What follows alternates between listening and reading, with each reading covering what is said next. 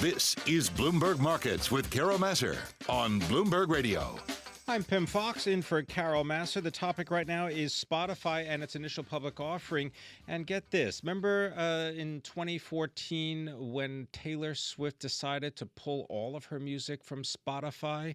Well, she tweeted recently that she has a new video and it's available only on Spotify. So how times have changed. Here to tell us about Spotify, our own Alex Barinka, our deals reporter for U.S. initial public offerings and technology mergers and acquisitions. And you can follow Alex on Twitter at Alex Barinka. And joining me here in studio, in our 1130 studio, is Brian O'Kelly. He is the chief executive of AppNexus, and you can follow Brian on Twitter at Bo Kelly, B-O Kelly. All right, Bo Kelly, let's begin with you. First, tell people what is AppNexus, and then I want to get your thoughts on the Spotify initial public offering. Sure. So AppNexus is the largest independent online advertising company.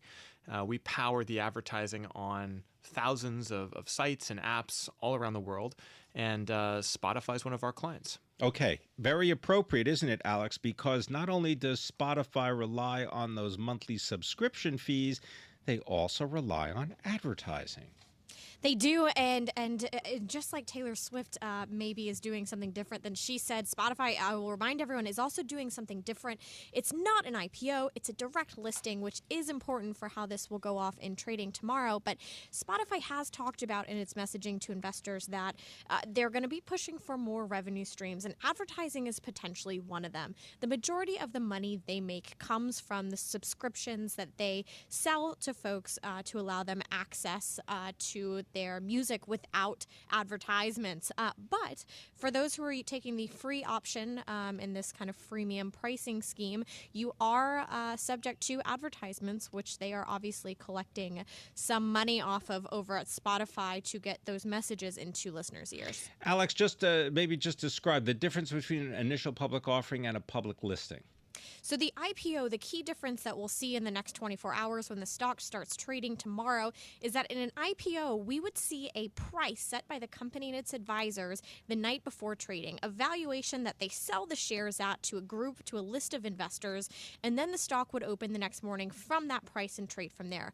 Spotify is skipping all that. They're going straight to the open. So tomorrow morning, there will be a price discovery process off of kind of a broad indication of private transaction trades, and when they finally decide on an open price, then the stock will begin trading. So a key difference is going to be that valuation setting, and that's why people will be definitely watching where the stock goes when it begins trading tomorrow. Okay, Brian, the dependence or perhaps independence of a Spotify based on its subscription model, but also on its advertising revenue. They got, 71 million subscribers. Is that considered a lot in this online space? I mean, not really compared to, let's say, Apple. Well, if you look at Apple's music business, it actually is. So, Apple Music has been growing quickly, but it still has fewer subscribers than Spotify. So if you look at the subscription businesses, Netflix, Amazon Prime, getting to tens of millions of subscribers is a huge accomplishment. If you think about how many households in America can actually afford to pay for subscriptions to content of various kinds. Okay, so that if the 71 million subscribers to Spotify are able to fork out whatever it is, $5.99 a month, do they really need advertising revenue in order to be profitable? Well, think about a business like Facebook that has 3 billion users around the world. Most of those folks aren't going to pay for subscriptions.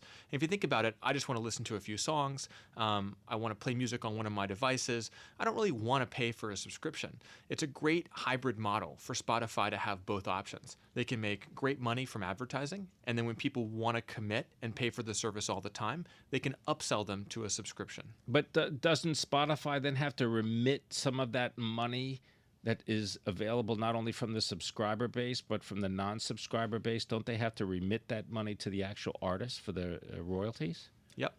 Yeah, it's great for the artists as well. If the artists only make money from those subscriptions, they'll make less than if they can go out to a broader base. And you mentioned Taylor Swift. If she could only have 71 million people hear her music, that's far less interesting to her than to find another 100 or 200 million fans who may not want to sign up for the service yet. Alex, the profitability of Spotify, is it expected to grow? They have forecast, when they put out their forecast a couple of weeks ago, that they will get closer to breaking even.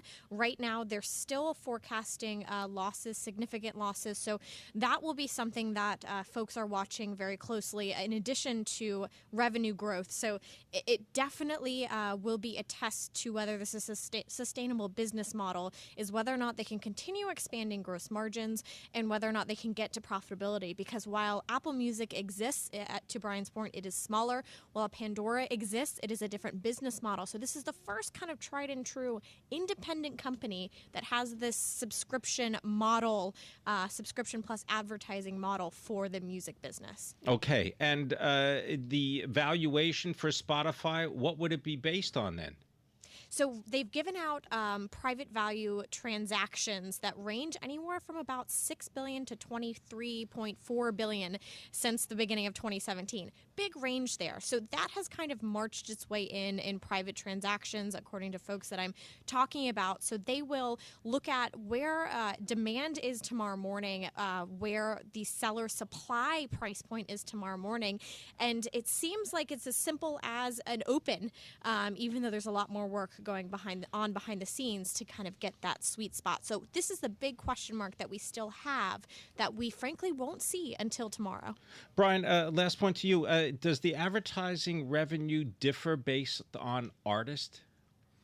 I think that's one of the cool things about Spotify's advertising business is if I'm a label and I want to find people who love classic rock, I can actually target those listeners for my ads. It also applies for different categories. So you actually would see that for just like for television, like a popular show might have more advertising money than a less popular show. Certain artists may have much more interest for advertisers than others. Well, I guess Taylor Swift doesn't have that problem because she's, of course, popular with everybody, seemingly. Brian O'Kelly, thank you very much. Chief Executive Officer of AppNexus. Follow him on Twitter @BoKelly. Alex Barinka, our deals reporter for U.S. IPOs and tech mergers and acquisitions. Follow her on Twitter @AlexBarinka. Thanks for listening. I'm Pim Fox.